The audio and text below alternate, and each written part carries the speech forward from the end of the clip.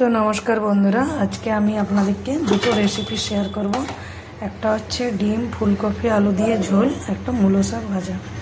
तो डिम फुलकपि आलू झोलेर जन्य कड़ा मशलागुलो आगे भेजे नेब। टमेटो एकटा, पेঁয়াজ एकटा, एकटू आदा, कयेकटा रसुन, कयेकटा काঁচা लंका भेजे नेब। तो एखाने भाजा हয়ে গেছে, উঠিয়ে রেখে ঠান্ডা হতে দেবো, তারপরে পিষে নেব। কড়াইয়ের মধ্যে দিয়ে দিচ্ছি ফুলকপি, আর আমি তেল দিলাম না, এই তেলের মধ্যে ভাজা হয়ে যাবে। দিয়ে দিচ্ছি হালকা নুন।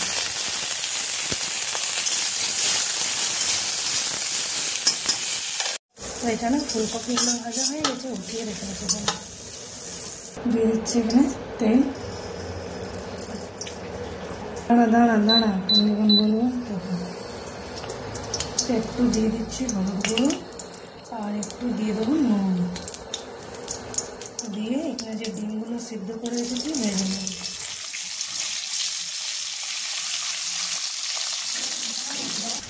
তো এখানে একটু জল দিয়ে দিয়েছি, আর ঠান্ডা হয়ে গেছে, পিষে নেব। ডিম ভাজা হয়ে গেছে, উঠিয়ে রেখে ওই তেলে ভেজে নেবো আলু। এখানে আলু ভাজা হয়ে গেছে, উঠিয়ে নেব। দিয়ে দিচ্ছি তেজপাতা ফোড়ন, একটু পেঁয়াজ দিলাম।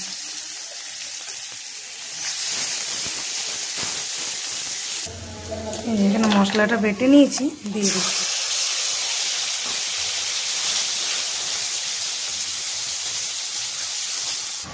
দিলাম ধনে গুঁড়ো,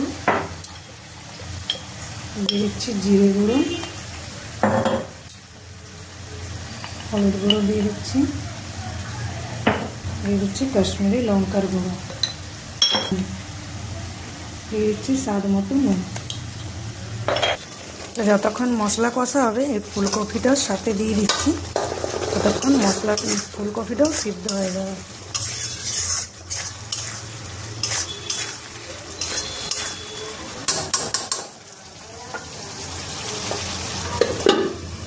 তো এখানে দেখুন কি সুন্দর মশলা কষা হয়ে গেছে। এবারে যে ডিম আলু ভেজে রেখেছিলাম দিয়ে দিলাম।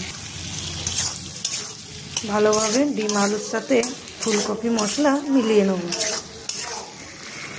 এইভাবে ডিম ফুলকপি আলু ঝোল করে খেয়ে দেখবেন, খুবই সুন্দর লাগে। শীতের দিনে মাছের সাথে ফুলকপির ঝোল, ডিমের সাথে ফুলকপির ঝোল খুব ভালো লাগে,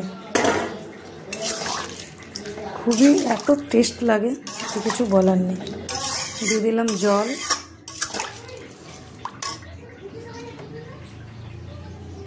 দিয়ে দিচ্ছি একটু চিনি, চিনিটাতে টেস্ট অনেক বেশি নিয়ে আসে। আর একটু দিয়ে দিচ্ছি গরম মশলা গুঁড়ো।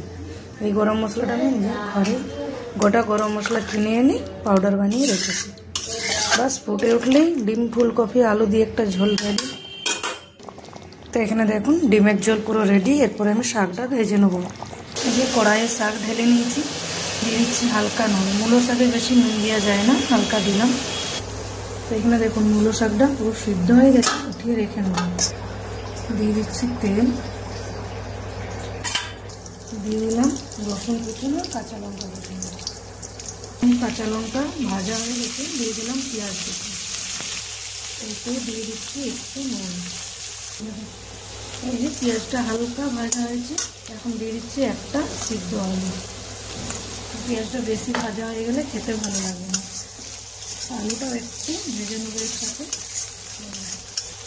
এখানে আলু ভাজা হয়ে গেল, দিয়ে দিলাম ভেজে রাখা শাক। এইভাবে মূলো শাক ভেজে খেয়ে দেখবে, আর আমাকে কমেন্ট করে জানাবেন কেমন লাগলো। তাতে আমার অনেকটা খুশি হবে, জানবো আপনারা আমার পাশে আছেন, আপনাদের ভালোবাসা আছে। এইভাবে আমটাকে ভালোভাবে শাকের সাথে মিলিয়ে নিতে হবে, খুব সুন্দর লাগছে। এখানে শাক ভাজা পুরো রেডি। আমার রেসিপি যদি ভালো